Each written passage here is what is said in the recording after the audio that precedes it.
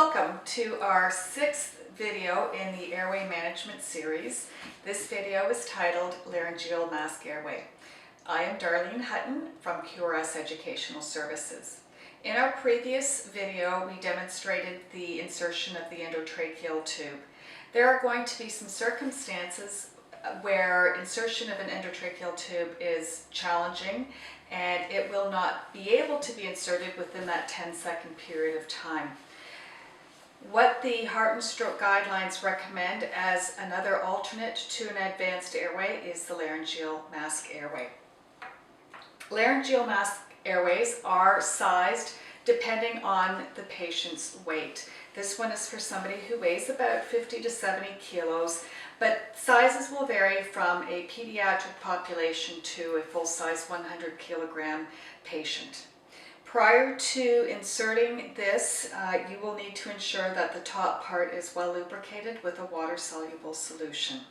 The biggest advantage to the LMA is that it requires very little skill to insert it.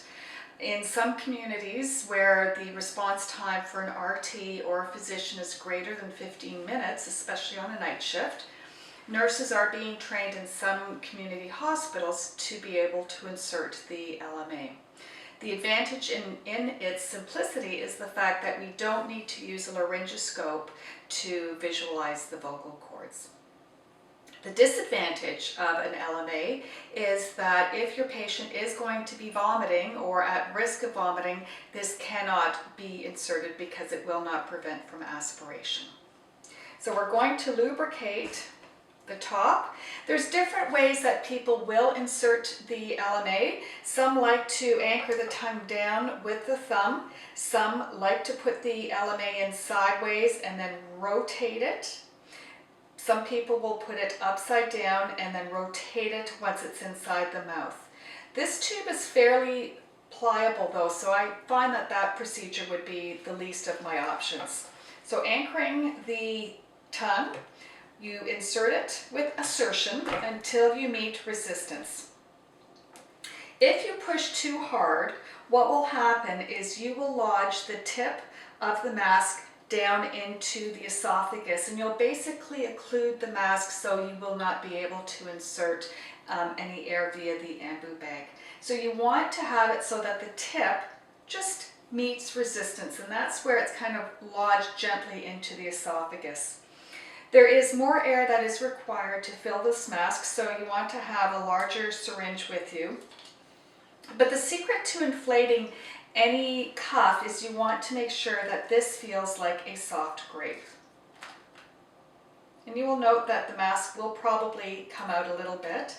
Always take the syringe off, otherwise the air will leak out. Now you want to make sure that the mask comes off of the ambu bag, and then you're going to be assessing to ensure that you've got good chest rise. You're going to assess that you have bilateral air entry.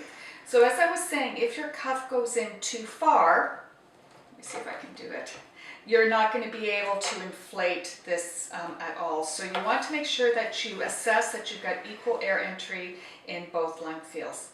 If this is a respiratory arrest, meaning the patient does have a pulse but they are not breathing, you need to give a breath every 5 to 6 seconds, which is about 10 to 12 breaths per minute.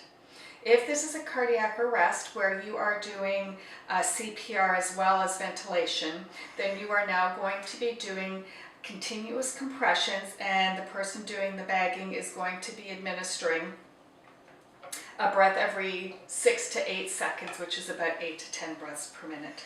And as always, before doing this type of procedure, we would be wearing some gloves. So I hope you've enjoyed this video. For more information on our videos, please visit our website. Thank you.